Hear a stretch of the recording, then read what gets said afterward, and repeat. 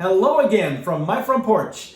It is an overcast day here in Iowa, and a rather blustery one too. But that's not stopping some of my neighbors from being out and about in their yards and taking care of stuff. In fact, my neighbor right across the street pulled his boat into his driveway and has been power washing it with his gas-powered generator powering it. It's not on right now. If it was, you'd hear it be in the background. But it might come on before we're done. I don't know. But anyway, so today I am sitting here because I wanted to share with you a meme that I shared on Facebook. Now this is how social media works. Okay, I'm sharing this meme with you in a video that I will post to YouTube, and it'll be linked to Facebook. But I shared this meme on Facebook that I'm now sharing with you on YouTube. I'm going to read it from my Facebook for you on YouTube, and I screenshotted it from a friend on Instagram,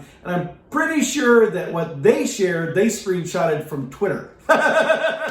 So it's funny how it all just links together.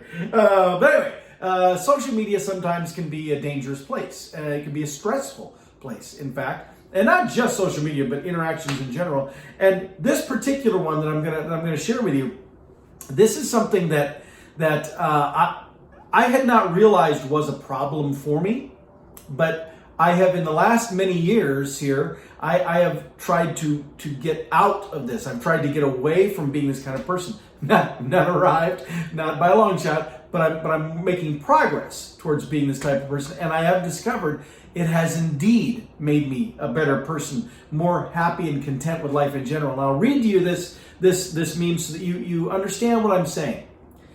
If you want to be happy, don't take stuff personal.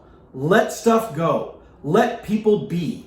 Focus on you, your mental health, your spiritual health, your well-being, physically and financially. Now that's really powerful. Now, I tend to be cynical about political things especially, but I'm not so cynical that some might hear this and go, that sounds self-centered. That sounds like you're just saying elevate yourself above everything else and everyone else. I don't get that read from this at all. What I get is some substantially serious health for individuals like myself, mentally, emotionally, psychologically, maybe even physically, spiritually.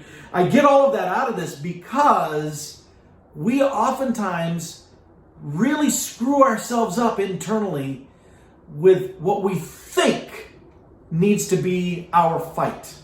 The things that we think we need to, oh, there goes the power wash. But the things that we think we have to be the champion of, that we need to be a crusader of. And social media has made this exponentially more relevant in that, you know, and myself, I used to be guilty of, I'd see something that wasn't right, and I wouldn't just comment, but I would have to educate everybody, make sure everybody, I'm going to dig in your feet, and I would have these long, ongoing verbal sparring matches with people who weren't going to change their opinion, and I wasn't going to change mine, and so ultimately it's a wash. It's a waste of time, except there could be others reading that might, you know, see some points. But generally speaking, most people already know what they think, and you're not changing their minds on anything. But I would drive myself crazy, and I would actually screw up my day by getting caught embroiled in some debate online with people I don't even know early on in the day, and then the whole rest of my day is I'm off the rest of the day. It's tough getting back into a positive frame of mind. But this isn't just social media that I'm talking about here either. This is just in general. You know, when you hear about, well, you know, that person doesn't like me, or that person, I hear that person's out, you know, saying bad things about me. Oh, well, now I'm going to be obsessed with, I got to set them straight. I got to set the record. You know, I know that there are people out there who have said bad things about me. Probably people still saying bad things about me. You know, there's the cliche that any of us at any given time are the villain in somebody's story, and I believe that's true. I think back over what could I have possibly done to be the villain, but then I stop and think, if I look at it from the other person's perspective, I can think of a few people who might cast me as the villain of their story, and you know, but I will also say that in at least some of those cases, I'm actually okay with that.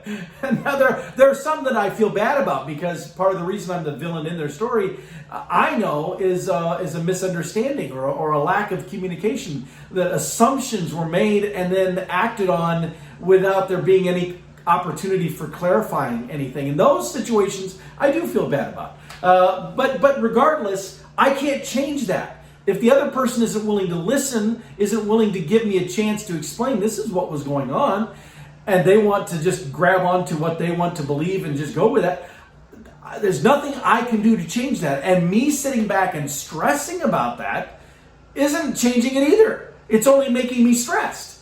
And so that's the kind of thing I get out of this. When it says, and I'll read it to you again here, if you want to be happy, don't take stuff personal. Let stuff go. Let people be.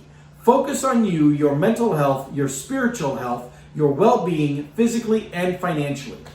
Another liberating part of this is that notion of let people be. Now, it doesn't mean that if you see somebody doing something destructive that you would just let them be. It doesn't mean that you shut your mouth, you don't speak up when you see evil happening or when you see injustice taking place. And certainly if someone is a family member or a friend and you see them going down a path that you think is unwise, out of compassion, you speak. The old example is if you're walking down the street and you see somebody's house on fire, are you going to go banging on the door and yell and scream and try to get those people awake and get them out of their house? Or are you going to be like, well, that wouldn't really be respectful of me. I mean, they're probably enjoying their sleep and they'll figure it out. They'll be fine.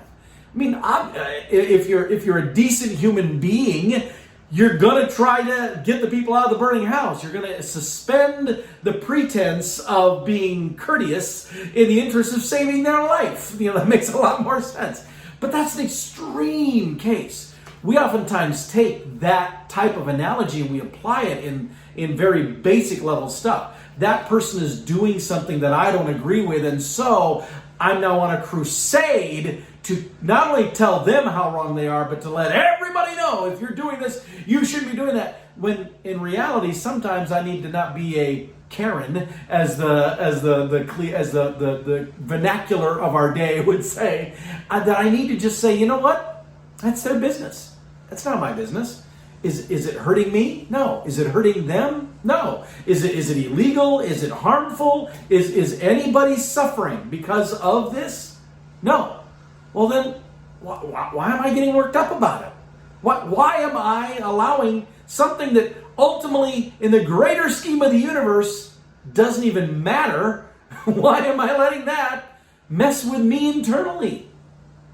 That's what I get from this meme. Now, the other people who are clicking like on it, I don't know what they're thinking. I don't know if they're interpreting it that same way.